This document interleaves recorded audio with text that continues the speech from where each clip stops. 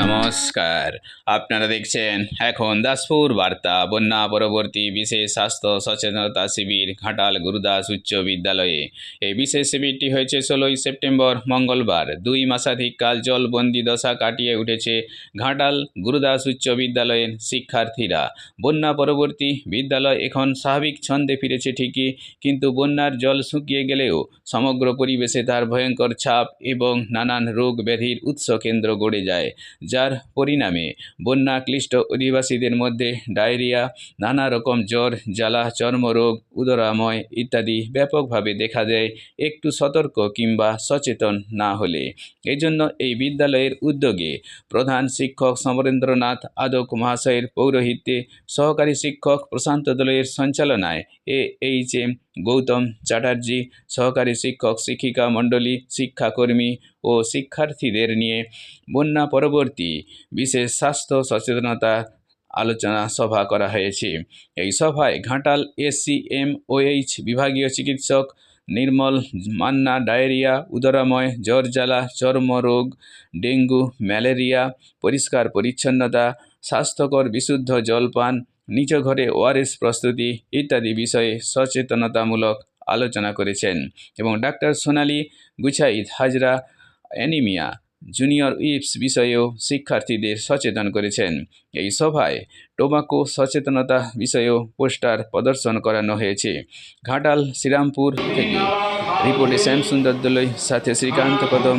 Like and follow with subscribe এখন দাসপুর বার্তা। এই দাসপুর বার্তায় যুক্ত হন, আলোর পথে এগিয়ে চলুন। স্বাভাবিকভাবেই নানা রকম রোগের প্রাদুর্ভাব ঘটতে পারে, এই আশঙ্কার কথা ভেবে আমরা আজকে আয়োজন করেছি এই স্বাস্থ্য সচেতনতা শিবির। এবং এই শিবিরে আজকে আলোচনা হবে তোমাদের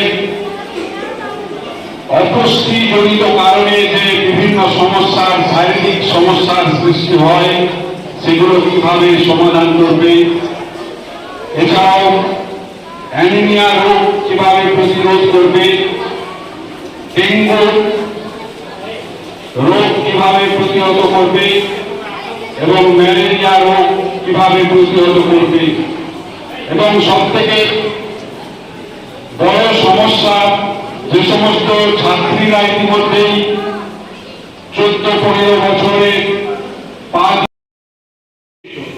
তারা বন্যা হলে কি হয় তাদের সেটা অভিজ্ঞতা আছে, যে বন্যা হলে নদীর জল বেড়েছে, রাস্তাঘাট, স্কুল, কলেজ, স্কুল সমস্ত কিছু ডুবে যায়, মাঠে ফসল ডুবে যায়। সুতরাং বন্যা হলে কি কি পরিস্থিতি হতে পারে তাদের দিকে আর বেশি কিছু বোঝানোর দরকার নেই, কিন্তু বন্যার সময় কি কি ক্ষতি হয় বা বন্যা পরবর্তী সময়ে এবং বন্যার সময় কি কি আমরা রোগে আক্রান্ত হই, একটা হ্যালোজিন ট্যাবলেট দিয়ে তার মিনিমাম 8 ঘন্টা করে আমরা যদি সেই জলটা খাই, তাহলে কোনো ডায়রিয়া হওয়ার সম্ভাবনা বা পেট খারাপের সম্ভাবনা থাকবে না। বন্যা পরবর্তী সময়ে চারদিকে একটু একটু জল জমে থাকে, চারদিকে ভেজা থাকে, সেই সময় আমাদের বিভিন্ন মশা জন্মায়, সে ডেঙ্গু হোক, ডেঙ্গু মশা এডিস হোক বা অ্যানোফিলিস মশা হোক। সুতরাং ওই সময় ডেঙ্গু এবং ম্যালেরিয়া যে কোনো রোগ ছড়াতে পারে।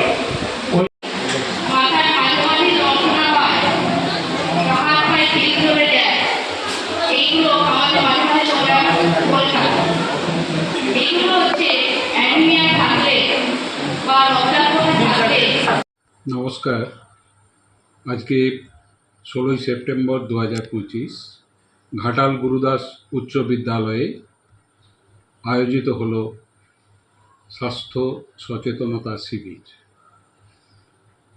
আজকে প্রায় 2 মাস, দীর্ঘ 2 মাস ধরে আমাদের বিদ্যালয়ে এবং সেই সঙ্গে আমাদের বিদ্যালয়ের ছাত্রছাত্রীরা বন্যার কবলে আক্রান্ত ছিল। কয়েকদিন মাত্র হয়েছে বিদ্যালয়ের পঠন পাঠন স্বাভাবিক হয়েছে এবং নতুন ছন্দে ফিরেছে বিদ্যালয়।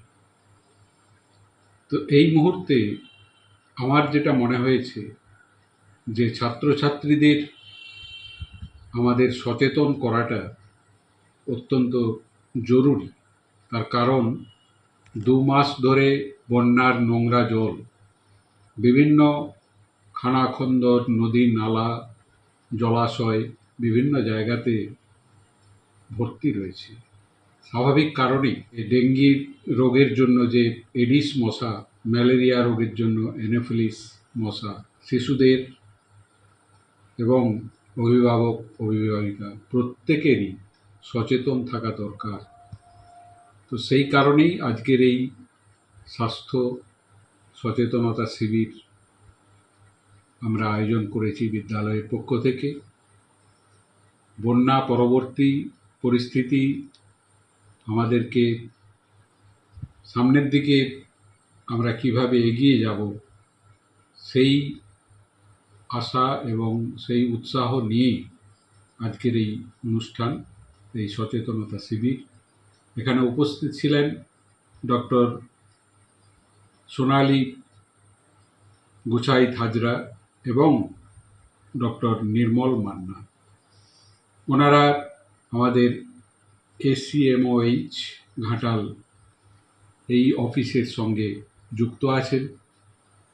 ওনারা সারা বছর ধরেই আমাদের বিদ্যালয়ে ছাত্রছাত্রীদের হেলথ চেক আপ করেন। তাই পূজার প্রাক্কালে ওনাদেরকে বিশেষ শারদ সম্মান সহ আমাদের আজকের এই স্বাস্থ্য সচেতনতা শিবিরের আয়োজন আমরা সম্পন্ন করতে পেরেছি।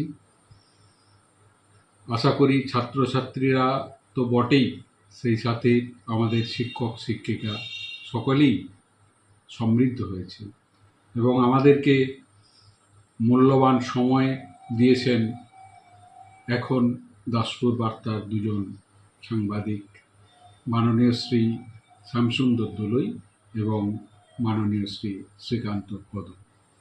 নমস্কার।